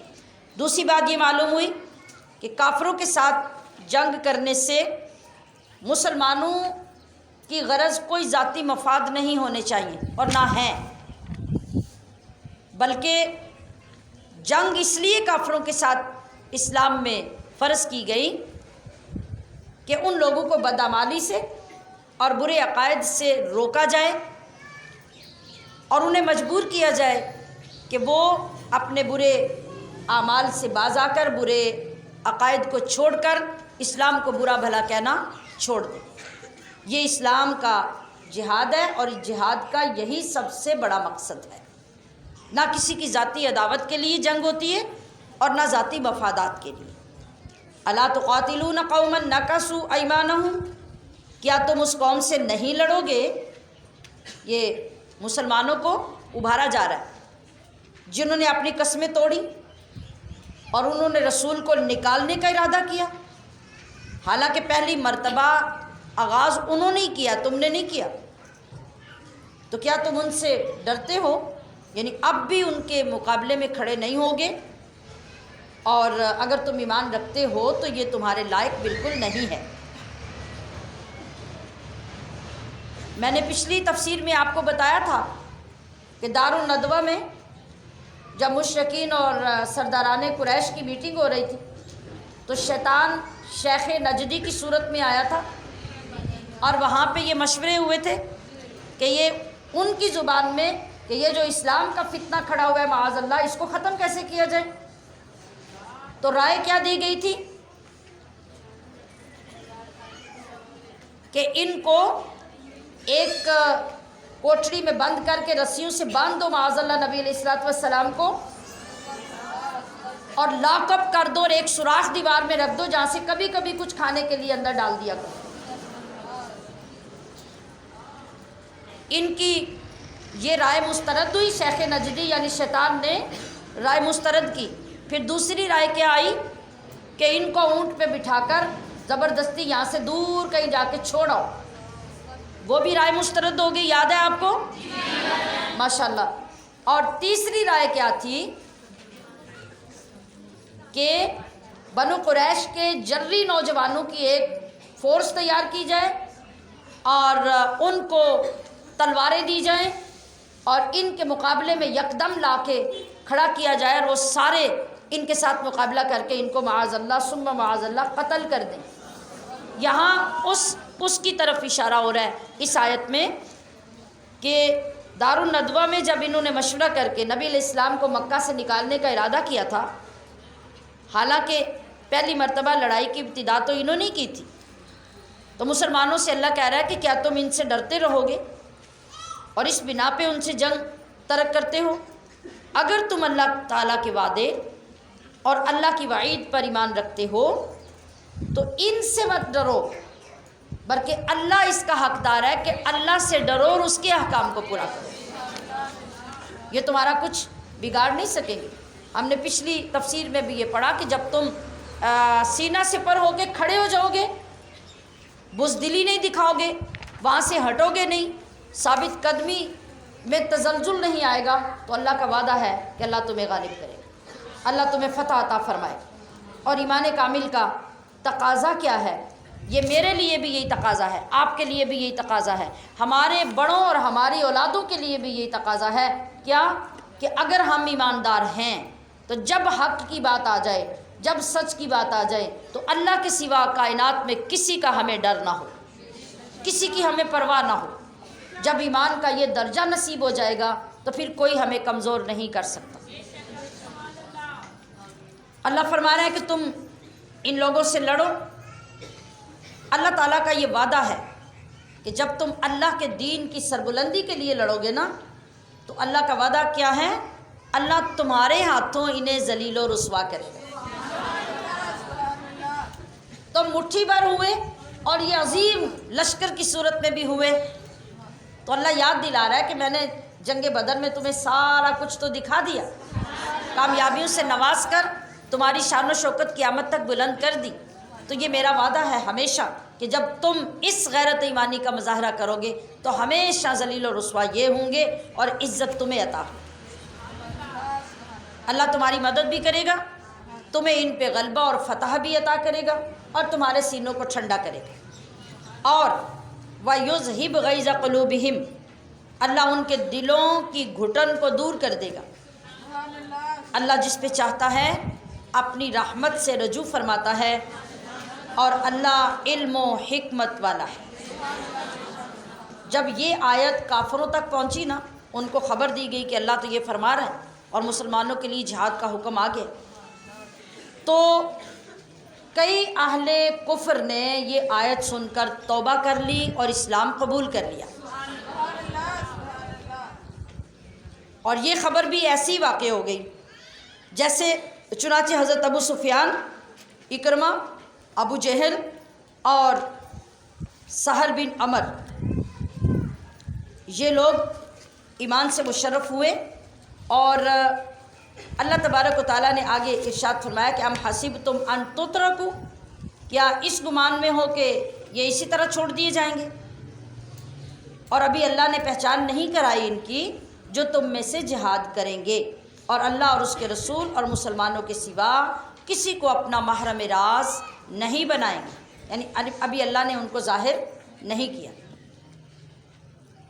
اللہ پاک مسلمانوں کو یہ حوصلہ دے رہا ہے، دل جوئی فرما رہا ہے کہ اے ایمان والو، تم نے یہ سمجھ لیا کہ تمہیں ایسے ہی چھوڑ دیا جائے گا، یعنی تمہاری سرپرستی نہیں کی جائے گی، تمہارے مقامات بلند نہیں کیے جائیں گے، تمہیں پناہ نہیں دی جائے گی۔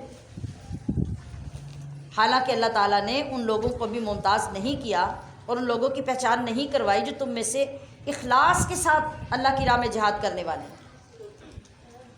اللہ جانتا ہے، وہی خوب جانتا ہے کہ تم جہاد کرنے میں مخلص ہو کہ نہیں ہو، جیسا کہ پیچھے بھی منافقین کے بارے میں بار بار ہم پڑھتے آئے کہ نمازوں میں بھی وہ منافقت کرتے تھے، جہاد میں جاتے تو بہانے سے کبھی راستے سے پلٹ آتے، کبھی وہاں جا کے واپس آ جاتے، کبھی کوئی بہانے بنا لیتے، کبھی جانے سے انکار کر دیتے، اور عین تیاری کے وقت میں وہ اپنی طرف سے خرابی پیدا کرنے کی کوشش کرتے تاکہ ہمارے پیچھے رہ جانے سے مسلمانوں کی تعداد کم ہو جائے گی اور یہ لوگ کمزور ہو جائیں گے۔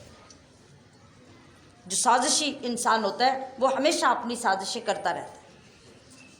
تو گویا کہ اس آیت سے یہ بھی معلوم ہوتا ہے کہ جو لوگ ایمان کا دعویٰ کرتے ہیں، اللہ کریم ہمیشہ ایمان والوں کے ایمان کی سچائی کا امتحان لیتا ہے۔ یہ جو ہمارے اوپر آزمائشیں آتی ہیں، مشکل وقت آتے ہیں، کبھی ہماری سوچ کے خلاف ہمارے سامنے ایک سچویشن کریٹ ہو جاتی ہیں، یہ سب کیوں ہوتا ہے؟ ہماری آزمائش کے۔ ہمیں دیکھا جاتا ہے کہ یہ ایمان کے دعوے کرنے والا ایمان میں سچا ہے کہ نہیں، پھر اسی کے مطابق ہمیں ایمان کے نمبر ملتے ہیں جتنی ہمارے اندر سچائی ہوتی ہے، پھر اسی درجے پہ ہم جا کے پاس ہوتے ہیں۔ اب یہ ہماری محنت پہ ڈیپینڈ کرتا ہے کہ ہم پاسنگ مارکس لیتے ہیں یا اعلیٰ پوزیشن لیتے ہیں۔ تو اللہ پاک نے فرمایا کہ مخلص اور غیر مخلص کا امتیاز کر دیا جائے گا جب تمہاری آزمائش ہوگی، اور جہاد کا حکم دینے کا مطلب ہی ہے۔ مجھے بتائیے کہ میدان بدر میں جا کر اللہ ایک بار 1000 فرشتے اتارتا ہے، پھر 3000 اتارتا ہے، پھر 5000 اتارتا ہے۔ 1000 مشرکین ہیں، 5000، 3000، 1000 کتنے ہو گئے؟ کاؤنٹنگ کریں ذرا۔ 9000 فرشتہ، 1000 سے کچھ لوگ زیادہ مشرکین، اللہ ایمان والوں کی مدد کے لیے ان کو اتار رہا ہے۔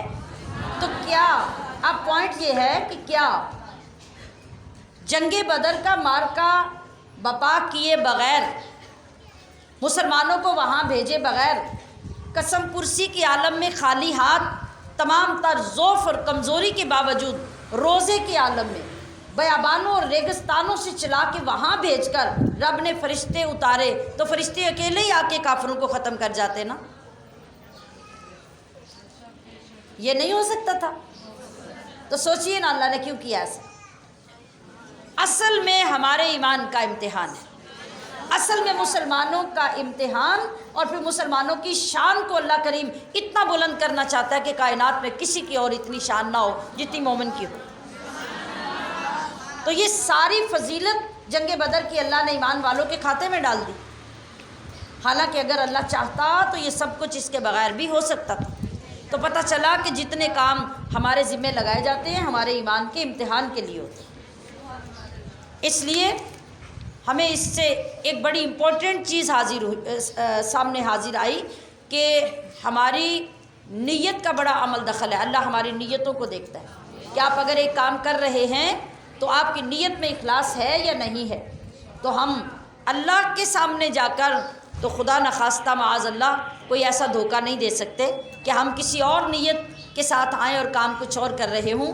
اللہ علیم بذات الصدور۔ تو اللہ تعالیٰ کبھی ایسے مسلمان کو پسند نہیں فرماتا جس کا باطن اور ہو ظاہر اور، بلکہ وہی مومن اللہ کو پسند ہے جس کا ظاہر اور باطن ایک جیسا ہے۔ مشرکین کو یہ حق نہیں پہنچتا کہ وہ مسجدیں آباد کریں، خود اپنے کفر کی گواہی دے کر، یعنی انہیں پتہ ہے کہ ہم کافر ہیں، مشرک ہیں، پھر وہ مسجدیں آباد کرنے کا حق نہیں رکھتے۔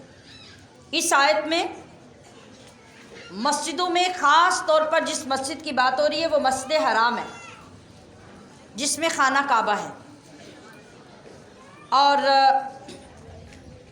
مساجد کا لفظ استعمال کر کے اس کی ذیل میں پوری دنیا کی ساری مسجدوں کو لایا گیا کہ کوئی بھی مسجد ایسی نہیں جس کا کوئی متولی، جس کو سنبھالنے والا کوئی کافر ہو یا مشرک ہو۔ کسی مشرک اور کافر کو کسی مسجد کو آباد کرنے کی اجازت نہ تھی اور نہ ہے۔ تو شان نزول اس کا یہ ہے کہ جس وقت کفار قریش کے سرداروں کی ایک بڑی جماعت، کچھ تو قتل ہو گئی بدر میں اور کچھ گرفتار ہو گئی، نبی علیہ الصلوۃ والسلام کے چچا بھی اس جماعت میں تھے جو قیدی ہو کے آئی تھی، کل بھی آپ نے یہ سنا تھا۔ اب جو صحابہ اکرام تھے نا، صحابہ اکرام نے حضرت عباس کو آر دلائی، احساس دلایا کہ آپ مسلمانوں کے نبی کے چچا ہو کے ان کے مقابلے میں جنگ کرنے آئے ہیں جی۔ تو لوگوں نے بڑی باتیں کی، ان کو بڑا احساس دلایا، آر دلائی کہ آپ نے یہ کیا کیا۔ اب حضرت عباس چونکہ سردار بھی تھے، بڑے بھی تھے، انہوں نے بجائے اس کے کہ اس بات کو فوراً تسلیم کرتے، آگے چل کے ایمان تو وہ لے آئے نا، کل آپ نے اس کا واقعہ سن لیا، لیکن اس وقت انہوں نے کہا، جیسا کہ ہر بندہ ریئیکٹ کرتا ہے کسی تانا ملنے پر، کہنے لگے کہ تمہیں ہماری برائیاں بڑی نظر آتی ہیں، ہماری اچھائی کو نہیں نظر آتی۔ حضرت عباس نے یہ جواب دیا کہ تمہیں ہماری برائیاں بڑی نظر آتی ہیں اور جو ہماری اچھائیاں ہیں ان کا ذکر تو تم نہیں کرتے۔ تو ان سے کہا گیا کہ اچھا آپ کی خوبیاں اور اچھائیاں بھی ہیں؟ انہوں نے کہا ہاں، ہم تم لوگوں سے بہت افضل ہیں۔ کیسے؟ ہم مسجد حرام کو آباد کرتے ہیں۔ آپ کے علم میں یہ بات ہونی چاہیے کہ خانہ کعبہ مسجد حرام کے متولی قریشی ہوا کرتے تھے، شروع سے پیچھے پشتوں سے یہی خاندان جو قریش کا ہے وہی مسجد حرام کا متولی اور اس کے خدمتگار اور آنے والوں کی جتنی ضیافت ہزاروں لاکھوں لوگوں کی ہوتی یہ یہی خاندان کرتا تھا۔ تو انہوں نے کہا کہ ہم کعبے کی خدمت کرتے ہیں، ہم حاجیوں کو پانی پلاتے ہیں، ہم قیدیوں کو رہا کرواتے ہیں، ہمارے اندر اتنی خوبیاں ہیں، تو تم نے کبھی ان کو تو بیان نہیں کیا۔ اس پر اللہ رب العزت نے یہ آیت کریمہ نازل فرمائی، ما کان للمشرکین ان یعمروا مساجد اللہ، کیونکہ مسجد جو ہوتی ہے وہ اللہ کی عبادت کے لیے ہوتی ہے، تو کافر اس کو آباد کیوں کرے گا؟ مشرک اس کا متولی کیوں بنے گا؟ یقیناً ایمان والے اللہ کی عبادت کرتے ہیں تو ایمان والے ہی مسجدوں کو آباد کریں گے۔ مسجدوں میں بیٹھنا، مسجدوں میں جانا، مسجدوں کی آرائش کرنا، ان کی تعمیر کرنا، ان کے اندر عبادت کرنا، یہ سب چیزیں مسجدوں کو آباد کرنے میں شامل ہیں۔ تو پتہ یہ بھی چلا کہ ہمیں مسجدیں بنانے میں کسی بد مذہب اور کسی کافر و مشرک سے کوئی فنڈ لے کر مسجدیں نہیں بنانی چاہیے، یہ بھی مسجدوں کی تعمیر میں شامل ہے۔ تو اس سے یہ پتہ چلا کہ کافر جتنی مرضی نیکیاں کرتا رہے، نیکیوں کے پہاڑ کھڑے کر دے، مگر جب تک وہ ایمان نہیں لائے گا اس کی کوئی نیکی قبول نہیں ہے۔ اللہ نے فرمایا انما یعمر مساجد اللہ من آمن باللہ والیوم الآخر واقام الصلاۃ وآت الزکاۃ۔ اب یہ ساری کیٹیگری سامنے آ گئی کہ کون لوگ ہیں جو مسجدوں کو آباد کر سکتے ہیں۔ کون؟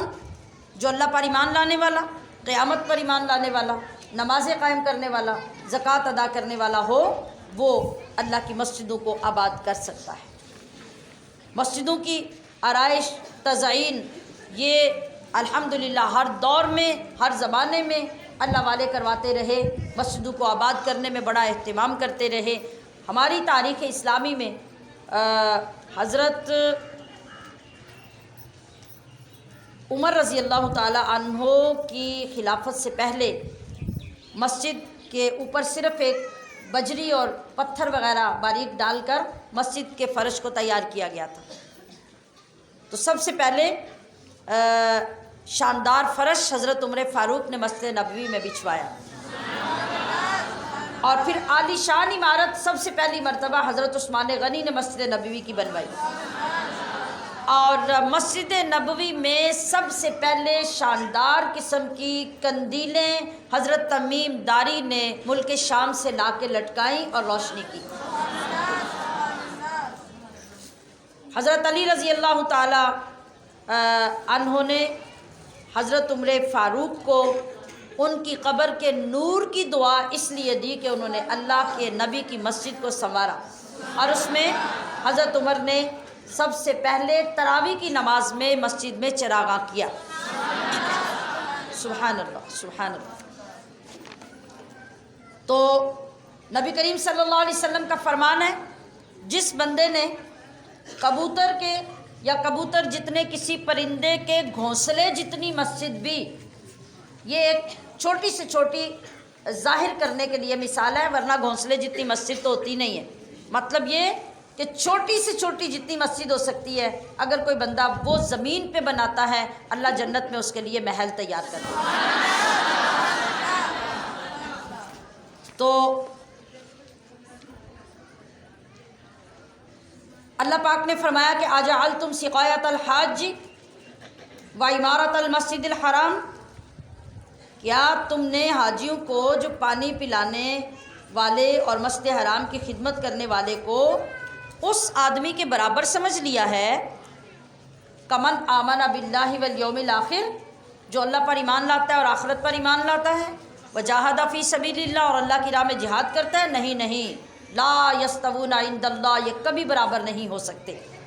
مطلب کیا ہے کہ مومنوں کو کافروں سے کوئی نسبت حاصل نہیں، اور نہ ہی ان کے اعمال کو ان کے اعمال سے کوئی نسبت ہے۔ خواہ یہ لوگ حاجیوں کو پانی بھر بھر کے پلائیں، خواہ ان کے لیے سبیلیں لگائیں، خواہ یہ لوگ مسجد حرام کی خدمت کریں، قطعاً ان کو کسی عمل کا ثواب نہیں مل سکتا۔ یہ میں نے ابھی کہا کہ جب حضرت عباس گرفتار ہو کے آئے تو انہوں نے کہا کہ تم لوگ اگر اپنے آپ کو ایمان کی وجہ سے فضیلت والا سمجھتے ہو تو ہم بھی فضیلت والے ہیں، اس لیے کہ ہم تو ہزاروں لوگوں جو حاجی آتے ہیں ان کی خدمتیں کرتے ہیں، مسجد حرام کی اس کی تعمیر کرتے ہیں، اس کی آرائش و آسائش کرتے ہیں، لوگوں کو کھانا کھلاتے ہیں، قیدیوں کو رہا کرواتے ہیں، کتنے کام ہیں جو ہم کرتے ہیں، تو ہماری افضلیت کیوں نہیں ہے؟ اس پر اللہ تبارک و تعالیٰ نے یہ آیت کریمہ نازل کی کہ جب تک یہ لوگ ایمان نہیں لائیں گے ان کے یہ کام قطعاً فضیلت کا باعث نہیں ہے۔ تو وہ لوگ جنہوں نے ایمان قبول کیا، ہجرت کی، جہاد کیا اپنے مالوں اور جانوں سے، اللہ فرما رہا ہے اعظم درجۃ عند اللہ، یہ اللہ کے ہاں بڑے بڑے درجے رکھتے ہیں، یہ مشرکوں اور کافروں کی طرح کبھی نہیں ہو سکتے۔ وَأُولَٰئِكَ هُمُ الْفَائِزُونَ، یہ دونوں جہانوں میں کامیابی پہ متمکن ہیں، کامیابی پہ فائز ہیں۔ ان کا رب نے خوشی سناتا ہے، یبشرہم ربہم برحمت، اپنی رحمت کی اور خوشنودی کی اور آخرت کے باغوں کی یعنی جنتوں کی خوشخبری دیتا ہے۔ ان کے لیے باغوں میں دائمی نعمتیں ہیں جہاں یہ ہمیشہ رہیں گے، اور اللہ ہی ہے جس کے پاس بہت بڑا اجر ہے۔ سبحان اللہ، سبحان اللہ۔ اللہ تعالیٰ نے بڑی بڑی بشارتیں یہاں ارشاد فرمائی۔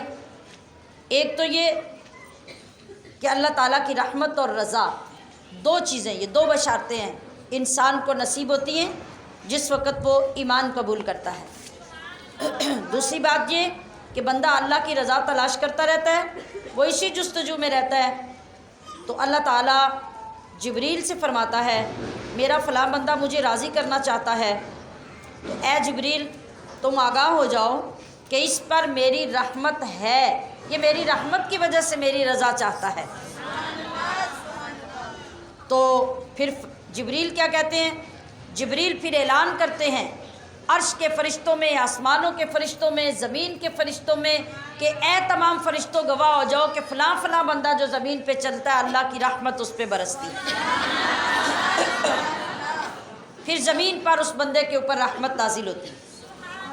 اور حضرت ابو سعید خدری فرماتے ہیں کہ آقا علیہ السلام نے فرمایا بے شک اللہ جنت والوں سے ارشاد فرمائے گا، اے جنت والو، جنت والے جواب دیں گے اے ہمارے رب ہم حاضر ہیں۔